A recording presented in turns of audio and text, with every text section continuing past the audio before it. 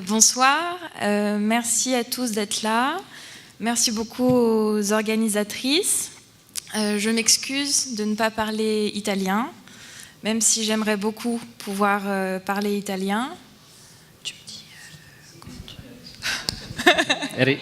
Avete capito? Okay. Ringrazia tutti e si scusa di non parlare l'italiano e voilà. Avrebbe voluto farlo. Donc je vais vous présenter le travail de l'atelier Le Balto.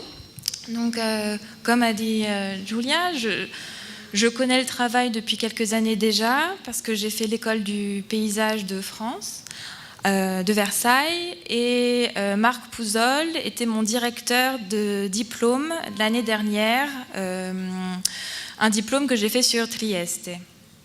Donc, on s'est rencontrés à cette occasion-là et ensuite, j'ai directement commencé à travailler avec eux à partir de septembre. Allora, avete capito che presenta questo studio di cui Atelier Le Balto, di cui Pouzol,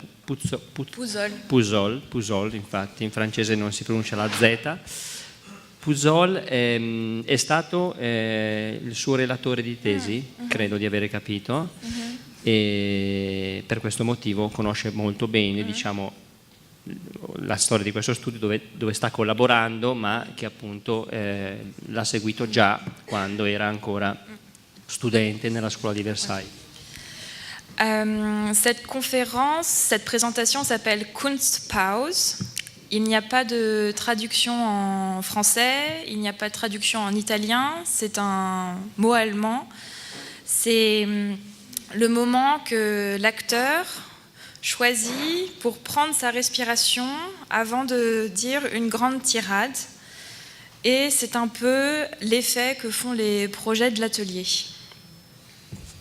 Allora, questo nome Kunstpause è una parola tedesca che non è traducibile né in francese né in italiano e significa, sostanzialmente traduce il momento in cui l'attore si concentra e respirando si rilassa e si concentra sul pezzo che deve fare, e questo progetto che sta presentando prende questo nome.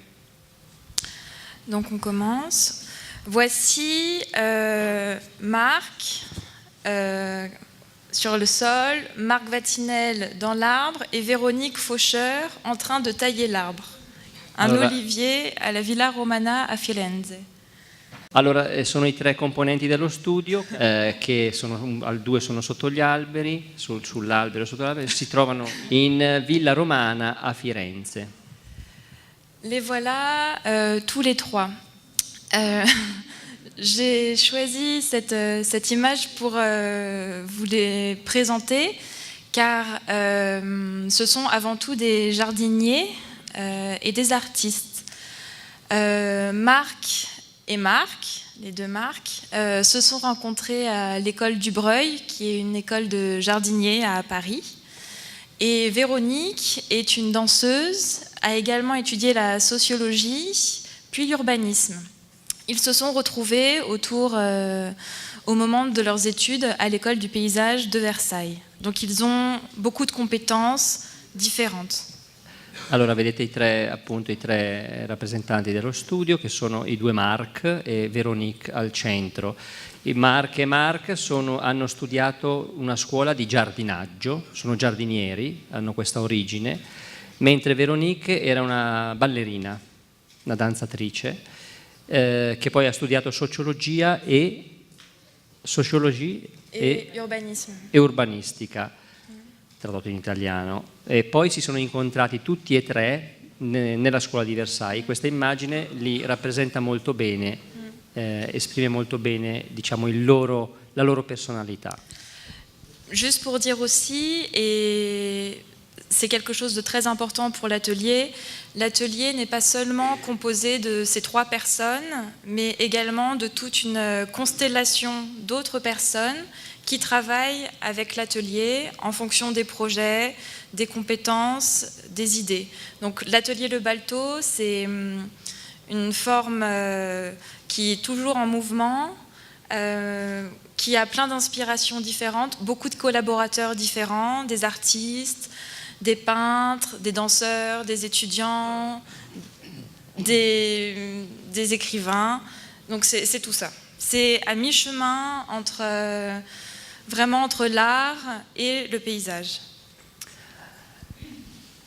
L'arte e il paesaggio sono gli ingredienti principali, diciamo, dello studio, che è composto da queste 3 persone principali, ma attorno a cui ruotano un numero alto di collaboratori, artisti, ballerini, paesaggisti, giovani studenti, architetti, cioè ci sono diverse competenze di collaboratori che ruotano attorno allo studio continuamente.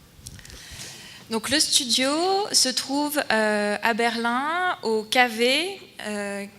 C'est Kunstwerke, c'est un lieu d'art contemporain où est organisée chaque année la Biennale de Berlin de l'art contemporain. Voici l'atelier, désert, parce qu'il y a du soleil, donc tout le monde est dans la cour. On peut voir un baby-foot, quelques photos, des tables, des plans, avec cette impression de travail à la main, avec du dessin à la main, de la peinture et une ambiance créative. Questo è uno spazio di arte contemporanea che si trova a Berlino. Sì. Ok. KW sta per? Kunstwerk. Kunstwerk, è tedesco. E l'atelier che avete visto, appunto, è l'atelier in cui lavora lo studio? Sì. Travaille l'étude? Voilà, oui. Avec des artistes, des expositions. Con numerosi artisti, in questo momento lo studio è deserto perché sono tutti fuori nella corte a prendere il sole, però questa è l'immagine rappresentativa dello studio. Au cœur de ce bâtiment, où il y a l'atelier, il y a également une cour où, depuis quelques années, l'atelier propose des jardins. Au cours de la Biennale d'art contemporain, ils font des installations plastiques, créatives et d'art, dont ici on a un exemple en 2004. Voilà. Ils avaient fait cette installation-là dans la cour du bâtiment. Allora, questa è un'installazione nella corte dell'edificio che avete visto prima, che fa parte di queste installazioni della Biennale d'arte, e questa è un'installazione nel 2004 è stata realizzata. Mais ils en ont fait plusieurs à différentes années, et ce qui est très important là, c'est que l'atelier construit ses propres projets. Et ça, c'est une dimension très importante dans leur travail, c'est qu'ils dessinent le projet en imaginant le réaliser. Questo è un altro esempio di realizzazione sempre all'interno della corte, perché ne hanno fatti diversi di queste installazioni, e questo è un esempio di come loro lavorano, cioè mentre disegnano realizzano l'opera. Et donc ça crée des images intéressantes, comme ici, avec cette impression de pépinière. Pépinière. Voilà, de pépinière, avec les visiteurs qui viennent là. Là, une autre forme du jardin, une autre année. C'était la nature qui avait envahi la cour. Le travail semble plutôt facile, donc un chemin de bois, quelques centimètres de terre et trois plantes principales qu'on trouve dans les friches de Berlin. L'esempio di prima era una specie di esposizione vivaistica, cioè fatta da vivai sostanzialmente. In questo caso invece è un altro tipo di realizzazione, c'è un pavimento, un percorso in legno, qualche centimetro di terra e degli alberi, delle specie arbustive e arboree, credo, che sono appartenenti ai terreni incolti. Le friche è questo termine difficilmente traducibile in italiano, ma che noi traduciamo come incolto sostanzialmente, che invece Gilles Clément ha un po' sdoganato con questa sua appunto ricerca della vegetazione spontanea. Voici une autre image de la cour avec une installation de l'atelier, avec ce système de chemin de bois que l'atelier utilise assez souvent, car c'est un des principes fondateurs du jardin, c'est-à-dire être traversé. Un jardin, c'est fait pour être parcouru et pour que le visiteur, celui qui s'y promène, se déplace à l'intérieur. Ecco, questa immagine è rappresentativa del fatto che si usa spesso il pavimento in legno per attraversare il giardino. I giardini per questo studio, per l'atelier Le Balteau, devono essere attraversati. Et ici, quelques images du chantier qu'on a fait en mai de l'année dernière, avec un nouveau système de jardin, et 2 images du jardin tel qu'il existe. Donc à gauche, c'était cet été, et là, c'était en janvier à Berlin. Alcune immagini di altre realizzazioni, come vedete c'è un susseguirsi di realizzazioni di giardini in questa corte, a sinistra il giardino estivo e a destra il giardino invernale. È il giardino actuellement Si. che è il giardino che esiste in questo momento. Et c'est un jardin qui va changer de forme, car pour des raisons de sécurité, on doit modifier l'aspect et les formes du jardin. Et dans 2 semaines, on va construire ce jardin-là. È un giardino che modifica continuamente le sue forme e tra 2 settimane il giardino avrà questa forma. Au printemps et en ce moment en hiver. Donc c'était quelques images pour vous présenter l'atmosphère de l'atelier à Berlin. Il y aurait beaucoup d'autres choses à dire, mais je vais vous présenter maintenant quelques projets réalisés par l'atelier. Allora, qualche immagine adesso senza dire molto di questi giardini per capire un pochino come lavorano. Peut-être avez-vous déjà vu ce projet. C'est le jardin sauvage à Paris. C'est le premier grand projet de l'atelier Le Balteau qui a été réalisé en 2001. Dans le cadre de la rénovation du Palais de Tokyo, qui est un musée d'art contemporain à Paris, les architectes ont demandé à l'atelier Le Balteau de jardiner cet espace-là.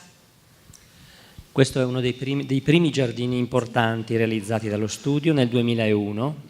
Gli architetti hanno chiesto ai giardinieri di occuparsi di questo spazio. Qui était en fait un espace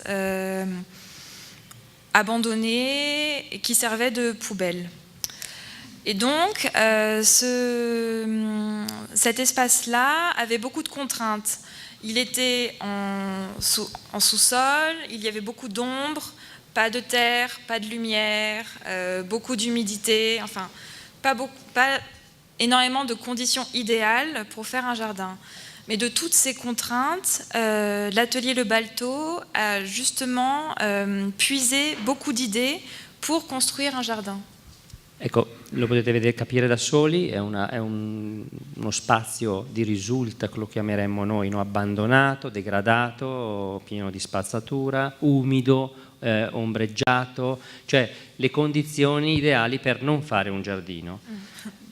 E invece tutte queste situazioni, diciamo, critiche hanno in realtà fornito molti elementi, spunti, diciamo, positivi per la progettazione. Et voilà ce que ça a donné 5 années plus tard. Il y a toujours la passerelle qui permet de traverser le jardin, qui est comme une jetée, et toutes les plantes sauvages qui ont été plantées afin d'aller chercher la lumière et ainsi de faire une jungle. L'immancabile passerella per attraversare il giardino in legno sospesa e una vegetazione assolutamente selvaggia che vuole molto spontanea, probabilmente anche un pochino ricostruita per dare questo senso del selvaggio. Là, une image du chantier que je trouve assez forte. Le chantier pour ce jardin-là a duré 5 jours, et a permis à l'atelier de développer une pratique du chantier qui sera ensuite élaborée au cours des années. Il cantiere è durato 5 giorni e come vedete è affascinante, questo non è una traduzione, lo dico io, il fatto che c'è una, come dire, strettissima relazione tra progetto e realizzazione. Voilà une autre image du jardin sauvage. Après 1 an de plantation et puis ensuite après 10 ans. Dopo 1 anno dalla realizzazione, queste erano delle immagini del cantiere. Encore une jungle. Et surtout, ce jardin était particulier par la vision qu'on pouvait en avoir. C'est-à-dire que c'était un jardin qui se voyait de haut. Les passants de la rue du président Wilson et ceux qui allaient au palais de Tokyo pouvaient regarder par-dessus le jardin. Et il y avait donc des images qui apparaissaient inhabituelles pour les citadins, qui permettaient de rêver, de réfléchir à ce qu'était cette nature dans la ville. Questo giardino si può attraversare, ma si può anche osservare dall'alto, da tutti i visitatori del Palazzo Tokyo, che mi sono dimenticato di dire all'inizio che appunto questo giardino appartiene al Palazzo Tokyo, e questa vista, queste diverse, diciamo, percezioni del giardino consentono anche di riflettere sullo spazio, su quello spazio, di capire, di porsi delle domande. Voilà, encore d'autres photos qui sont comme des tableaux, un peu abstraits. On ne comprend pas très bien l'échelle, on ne comprend pas très bien quels sont les végétaux utilisés. C'était un très beau jardin qui aujourd'hui n'existe plus. Il a été arraché en 2013 pour des raisons architecturales. Mais néanmoins, même s'il n'existe plus physiquement, il reste encore présent dans les esprits de ceux qui l'ont visité et également présent dans le travail de l'atelier. Queste immagini ci fanno capire, sono quasi astratte, no? Ci fanno quasi leggere il giardino in modo astratto, non si capisce bene che piante sono, alcune sì, altre meno. In ogni caso questo giardino non c'è più dal 2013. Per motivi di cui non conosciamo le ragioni architettoniche, dice lei, non so se hanno ampliato l'edificio, comunque non c'è più, ma rimane la sua memoria. Une autre vue. Alors, on passe du dessous au dessus. Un projet pour un festival de jardin à Lausanne, en Suisse. Le nom de ce jardin, c'est le Golden Garten, dont on peut voir la présence sur le toit de ce bâtiment-là. Le Festival des Jardins de Lausanne permet, lors de ces différentes éditions, de mettre la lumière ou de révéler certains espaces publics oubliés. Ci troviamo nell'ambito del Festival di Lausanne.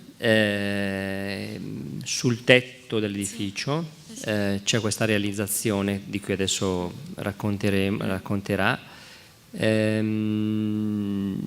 Il Festival di Losanna promuove la riqualificazione di luoghi dimenticati, abbandonati. Chi fa paesaggio lo sa perché lo conosce, ma ovviamente non tutti lo sapranno. Et donc le jardin s'appelle comme ça parce qu'il y a beaucoup d'argent en Suisse. Et en fait est constitué d'une multitude de plantes jaunes, dorées, qui évoquent l'argent de la Suisse. Bon, bref. C'est une installation assez simple, mais qui est assez efficace. Et on peut voir plusieurs dimensions dans le jardin. plus on se rapproche, plus on se rend compte que c'est le même jaune, cette même lueur du jardin qui ensuite s'est retranscrite un peu loin. Donc ce jardin était un jardin qu'on pouvait voir de loin. C'était pas un jardin où on pouvait aller. È un giardino che non si può visitare direttamente, ma che si vede da lontano. E è un giardino che è molto ricco, molto ricco perché vuole rappresentare la ricchezza della Svizzera. E non so se è ironico, ma penso di sì, cioè in Svizzera possono permettersi queste cose, infatti ci sono tantissime piantine erbacee che probabilmente costano anche molto. Un autre projet qui me tient à cœur, c'est le projet de la Villa Romana à Firenze, en Italie, bien sûr. La Villa Romana a été achetée en 1905 par un artiste allemand qui s'appelle Max Klingler, qui était un peintre, mais qui faisait aussi beaucoup de gravures. Et il a acheté cette demeure à Florence pour faire un lieu de résidence d'artistes résidant en Allemagne. Allora, la Villa Romana è stata comprata nel 1905 da un artista tedesco, Max Klinger, che era un pittore e che successivamente l'ha utilizzata per ospitare altri artisti tedeschi. À Florence. Et donc, depuis 2006, Angelika Stepken, qui est la directrice de la Villa Romana, a demandé à l'atelier Le Balto de penser à la rénovation du parc de cette villa qui avait été complètement abandonnée depuis toutes les années. Donc, il y avait une oliveraie qui était abandonnée, des arbres fruitiers qui ne grandissaient plus, tout était très étouffé. Et Angelika Stepken voulait redonner vraiment de la beauté et de la grandeur à ce domaine de la Toscane. Allora la direttrice nel 2006 decide di affidare all'Atelier Le Balto la riqualificazione del parco, del giardino della villa, che aveva un uliveto e un frutteto abbandonati sostanzialmente, incolti, e ha chiesto loro appunto di restituire al giardino la sua bellezza, la sua importanza. Donc voici quelques dessins faits par Marc Pouzol pour essayer de comprendre la structure du jardin. Pour Marc, les dessins sont vraiment un dialogue avec sa pensée, avec son idée. Il discute et il parle avec les dessins. Enfin, ça c'est mon interprétation. Et du coup, ça lui permet de mieux comprendre un site, de mieux comprendre comment il fonctionne et surtout de faire un état des lieux de ce qui existe. Donc voilà quelques grandes coupes réalisées sur le site, sur du calque, sur un bout de table, qui ont servi à penser l'avenir du jardin. I disegni di Marc sono il suo pensiero, sono il suo modo di lavorare, di ragionare, di capire il luogo. Ce qui est très intéressant dans ce projet, c'est que ça fait 10 ans que l'atelier Le Balto travaille le jardin de la Villa Romana, mais que quand on y va pour la première fois, on ne sait pas trop où est intervenu le jardinier. Parce qu'il y a quelque chose de très important dans l'atelier, c'est que ils prennent tout le temps en compte ce qu'il y a déjà sur le site. Qu'est-ce qui est déjà là, sur le lieu, et comment on peut l'embellir, le montrer, le sculpter d'une certaine manière. Et donc, dans ce jardin, quasiment rien n'a été rajouté, rien n'a été planté. C'est juste une question de taille, de coupe du cyprès, par exemple, afin d'ouvrir sur le petit espace derrière, tailler les haies. C'est un travail de giardinier. Ils sont 10 ans? Sur 10 ans, ouais. Sono 10 anni che il giardino è seguito, quindi un progetto work in progress, diremo, no? 10 anni che è seguito e ogni volta che si va nel giardino non si capisce se c'è un progetto o se c'è una trasformazione, perché le modifiche sono talmente, diciamo, in sintonia con il luogo che c'è proprio la volontà di non stravolgere il luogo, il giardino, e quindi di accompagnarlo verso, diciamo, una sua évolution naturelle. Si. Donc voici d'autres images à la fin de semaines de jardinage. Le chantier de jardin est aussi l'occasion de faire une sorte de performance, donc de créer des formes qui en fait sont juste liées au broyage des plantes récupérées, mais qui permettent d'apporter d'autres images et d'autres pensées au jardin. Par exemple, là, Véronique porte un yucca qu'elle va aller replanter plus loin. Et là, au premier plan, on voit un des palmiers sauvé par l'atelier. Et derrière, Marc qui est en train d'entailler un autre pour faire justement ce travail de sculpture du jardin, qui déjà existe. Ecco, queste immagini invece mostrano come ci sono delle modifiche che vengono apportate in modo puntuale. Prima avete visto del cippato di legno che faceva una sorta di sentiero, e poi Véronique che trasportava una yucca, e in questo caso Marc che sta potando una palma, se non erro.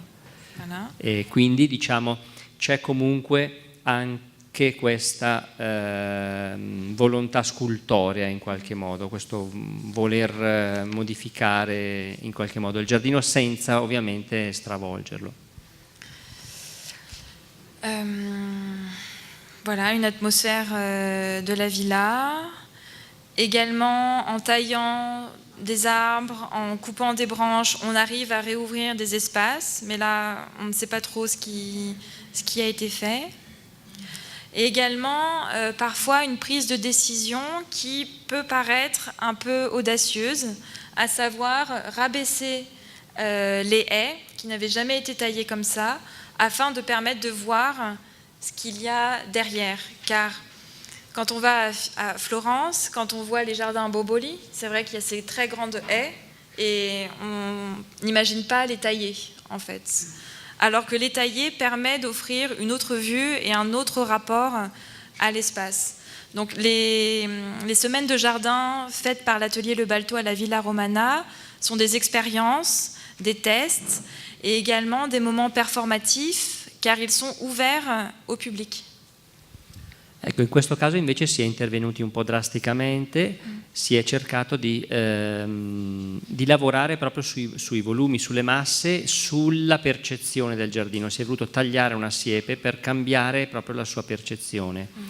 È una performance, è anche una performance, cioè lo studio intende non solo, se capisco bene, fare giardinaggio, ma fa diventare l'opera di giardinaggio anche una sorta di performance artistica. Si. Et que, juste pour rajouter quelque chose, tailler les haies, finalement, ce n'est pas très grave. Dans le jardinage, ce n'est pas très très grave, en fait. Tout repousse à un moment donné. Ok, dice non è così grave tagliare le siepi, tagliare... perché ricrescono, sono fatte apposta per essere tagliate. Voilà, une dernière image de la Villa Romana, juste avec des actions très simples et très peu onéreuses, comment on arrive à donner une autre dimension au jardin. Un parc en Allemagne, à Aachen, le Lufo-Park. Le Lufo-Park est attenant à un musée d'art contemporain, le Ludwig Forum, qui est en fait un musée où sont exposées des œuvres sélectionnées par un collectionneur qui s'appelle Ludwig. Oui, c'est ça. L'atelier Le Balto a travaillé là aussi dans un espace qui était complètement en friche et abandonné. Allora, l'UFO Park è un parco in Germania, a Rennes, ed è il parco, il giardino, credo di aver capito, di un museo, di un artista. D'un collectionneur. Di un collezionista, scusate, di un collezionista. Mais c'est un parc public. Mais ça, c'est un parc. Maintenant, c'est un parc public. Ah, e questo, scusate, è un parco pubblico, non è un giardino privato. Ludwig. E che si chiama, il collezionista si chiama Ludwig. Avec des interventions simples et du jardinage qu'ils font eux-mêmes, ils ont réussi à restructurer tout le parc afin de le faire vivant. Il y a des événements qui s'y passent. Ils ont aussi fait toute une sélection de ce qui était déjà là. Et sur la gauche, on voit une technique forestière qui est appliquée au jardin, qui s'appelle la technique de la ramée, où en fait, en taillant les arbres, on les récupère et puis on les entrepose afin de créer un nouveau sol, un nouvel écosystème. Ecco, questi sono alcuni interventi nel parco che viene coltivato direttamente da chi? Chi travaille dans le parc? Là, c'est Véronique. Ah, ecco, in questo caso è Veronica, per esempio, quindi lo studio, come vedete, lavora sui progetti costantemente. A sinistra invece vedete una tecnica agrario-forestale di formazione di un suolo attraverso il deposito di rami che ovviamente prima o poi diventano materia organica. Les visiteurs du parc font aussi et dessinent aussi le parc. Donc là, c'était une intervention très simple pour parler de l'histoire du lieu, à savoir juste tailler l'herbe, enfin enlever l'herbe sur les endroits des anciens pavés afin de créer un chemin pour pratiquer le parc. C'est également aussi regarder ce qui existe déjà dans le lieu. Et ici, cette image montre un détail d'un arbre qui avait été abattu, mais dont la structure était tellement belle qu'ils ont préféré le laisser afin de montrer un arbre sous une autre dimension. On peut en voir un détail sur la page de droite. Le attività sono sempre abbastanza spontanee, come avete visto. Ci sono i visitatori che tracciano i percorsi, loro stessi i percorsi che poi vengono pavimentati successivamente dove l'erba manca. Oppure l'albero tagliato viene lasciato sul posto per mostrare la bellezza della materia del legno. Ça explique aussi beaucoup le travail de l'atelier qui, au fur et à mesure que le projet se construit, se crée, le dessin du plan aussi évolue. Donc il se laisse surprendre par ce qu'il découvre sur le site afin de faire le projet. Il luogo, il progetto, come dire, il progetto del luogo è continuamente modificato dalle sorprese che i progettisti incontrano trovando modifiche loro stessi, cioè vedendo la natura che si modifica. Mais toujours cette plateforme qui permet de survoler le sol et qui donne ce genre d'émotion et des images poétiques qui permettent de voir les espaces d'une manière très subtile et complètement différente. C'è sempre questa idea del percorso, come vedete anche qui, del percorso in legno sospeso, in questo caso su un pavimento duro, diciamo così, che sottolinea continuamente il movimento, diciamo, all'interno del giardino, che è tipico, mi pare di capire, dello studio, dell'atelier. Sì. Avec des choses plus rigoureuses et des détails techniques, comme ce grand toboggan. Dettagli tecnici. Voilà. Un autre projet plus particulier qui est pour moi une œuvre d'art, un peu du land art. C'est une carrière dans l'ouest de l'Allemagne. C'est une carrière privée, car l'atelier travaille avec des institutions publiques, des institutions artistiques, mais également répond à des commandes privées. Et là, ce sont des propriétaires d'une grande carrière qui souhaitent ouvrir la carrière aux promeneurs et ceux qui font de la randonnée. Mais il faut sécuriser la carrière et surtout la mettre en valeur. Questa è una cava, se ho capito bene, di un privato che però intende aprirla al pubblico, intende farla diventare qualcosa, una cava abbandonata evidentemente, qualcosa di un'installazione artistica. In questo caso la land art è più forse pertinente come définition. Qui permettent aussi de révéler des choses qu'on n'a plus l'habitude de voir ou auxquelles on ne prête plus vraiment attention, avec toujours des esquisses de Marc qui, une fois arrivé sur le site, essaye d'imaginer. Donc là, c'était en arrivant, et là, c'était après. Donc il y a un avant-après pour essayer de constamment travailler en imaginant et en faisant dialoguer ce qui existe déjà avec l'envie de créer quelque chose et de mettre cet espace en valeur. Il mettere lo spazio in valore, cioè il valorizzare lo spazio, no, diremmo noi, e sempre attraverso l'uso di del disegno, che trovo molto interessante, il disegno non digitale, un disegno a mano, è un processo progettuale che procede sempre attraverso l'uso del disegno et la proiezione di ciò che si vuole fare, la valorizzazione di un luogo. Donc là c'était avant et après, avec Prima e dopo. Prima e dopo. Avec une sélection des arbres bien particulière, parce que comme ça fait 15 ans qu'ils travaillent le jardin, ils ont l'expérience des végétaux, ils ont cette connaissance-là parce qu'ils ont fait, en fait. Ils ont travaillé les jardins, et du coup ils arrivent à savoir lesquels vont pouvoir reprendre, lesquels ne vont plus reprendre, et ils ont une vraie attitude de jardinier, d'artiste et de paesagiste. La conoscenza, e questa è una cosa molto importante, la conoscenza degli alberi, cioè la conoscenza proprio anche della loro, come dire, fisionomia, cioè la conoscenza degli alberi che ha l'agronomo e il giardiniere in generale, gli consente di selezionare quelli che vanno bene, quelli che vanno tolti, quelli che magari sono malati, cioè è l'esperienza del loro mestiere di giardiniere che qui conta molto. Donc là, c'était Véronique en janvier dernier.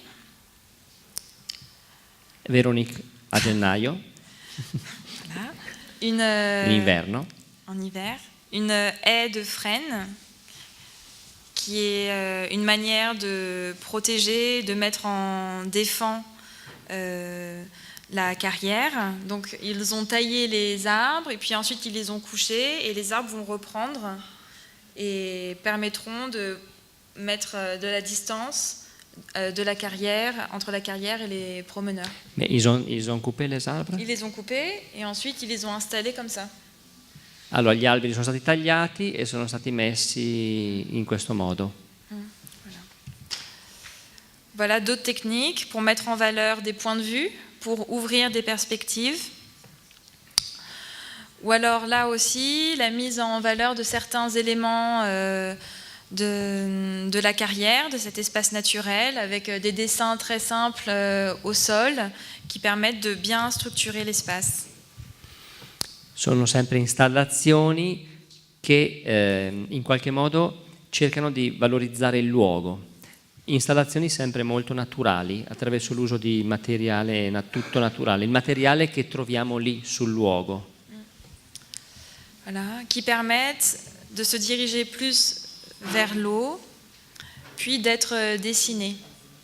Car au sein de l'atelier Le Balto, on trouve aussi Neil Lashkareff.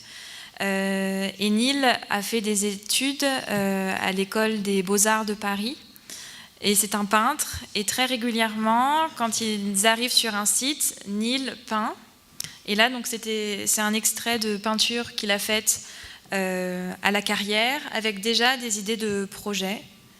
Ou par exemple, une autre peinture à l'acrylique qui représente l'atmosphère de cette carrière.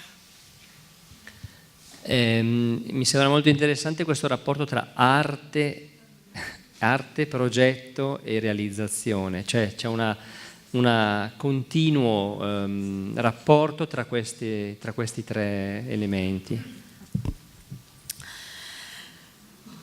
Il y a encore 2 projets et c'est fini.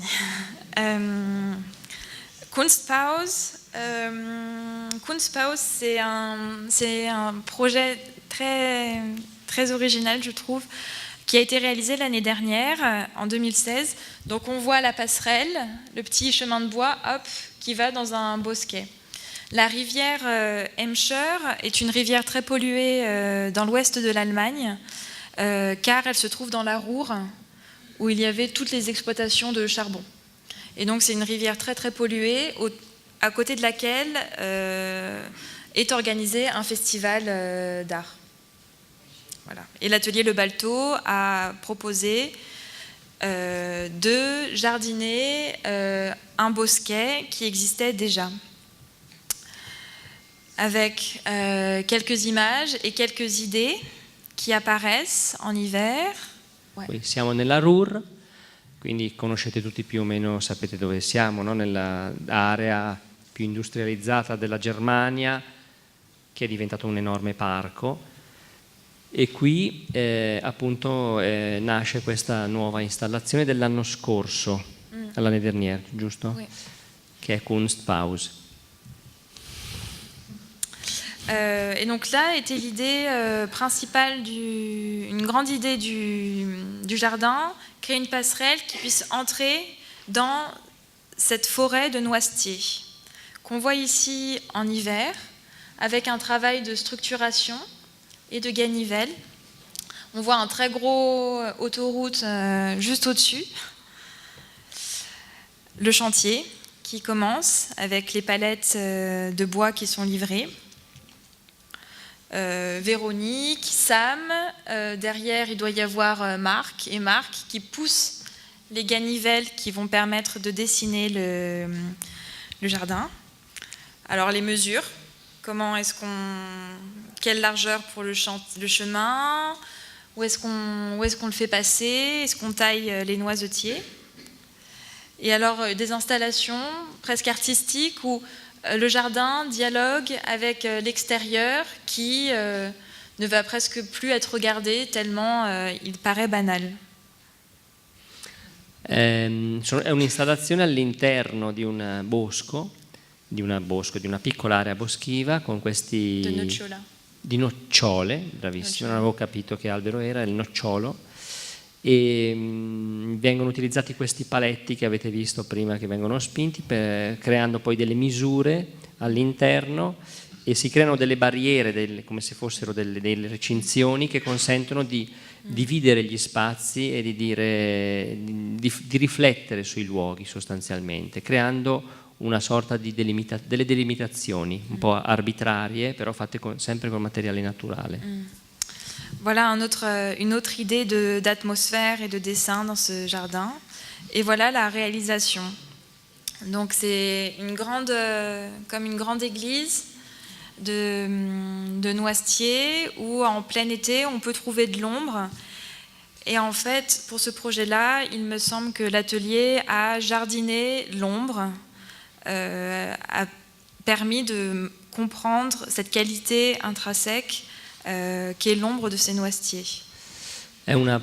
Anche qui attraversiamo il bosco e il noccioleto sembra una chiesa, no? Sì. E sembra una cattedrale verde, e il tema sembra essere quello di lavorare con l'ombra, il giardino d'ombra. D'autres images. Comment est-ce qu'on sort de cet endroit de respiration, les échelles qui se mélangent entre le petit chemin de bois et les grandes structures de l'autoroute et l'arbre.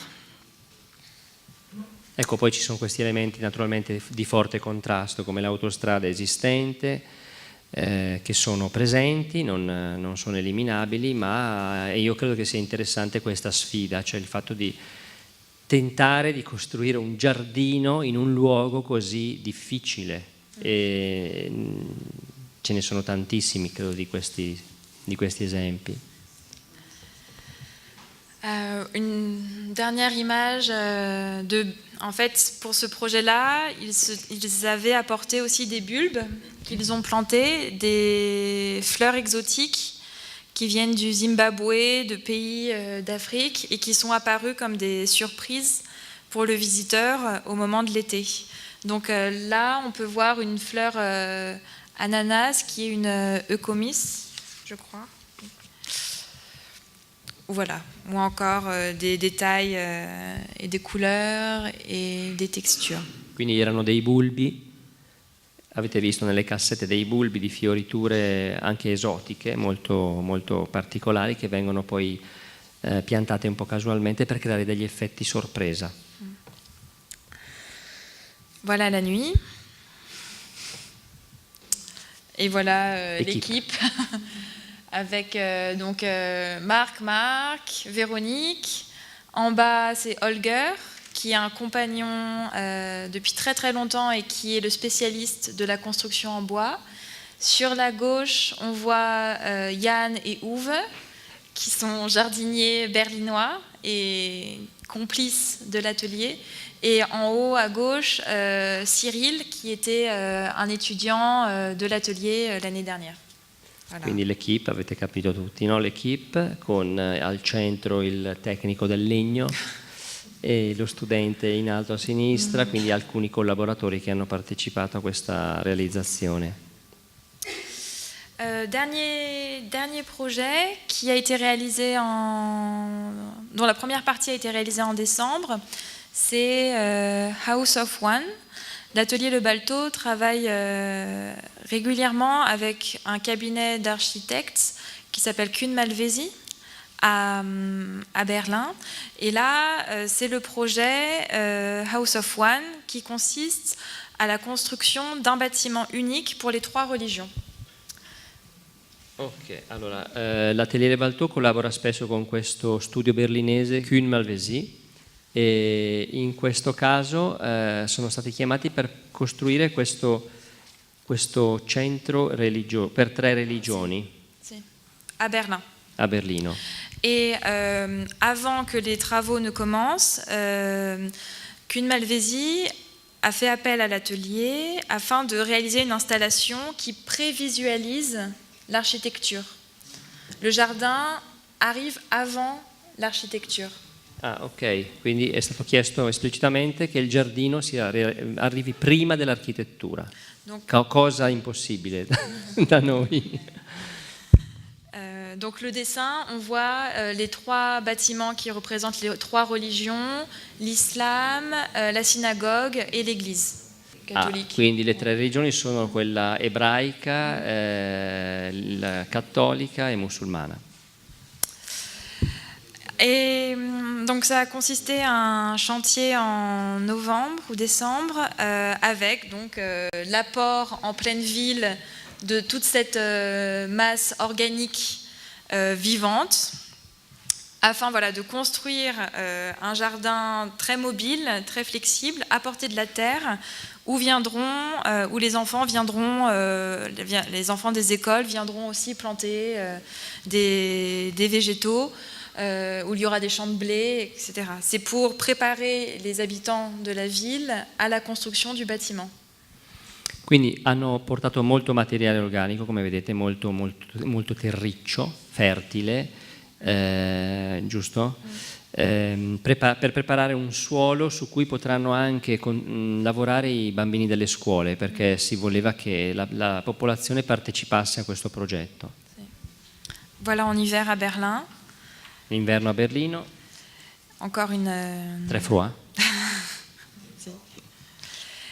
Et quelque chose qui est aussi intéressant à montrer, c'est la manière dont à l'atelier, on travaille toujours en pensant à l'évolution des saisons et de manière assez simple et efficace. Le dessin donc à l'automne et à l'hiver, et enfin au printemps, une idée de ce que ça pourrait donner.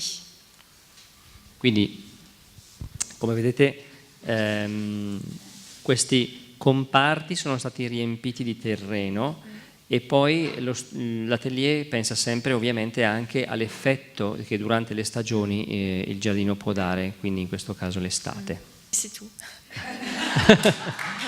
C'est fini.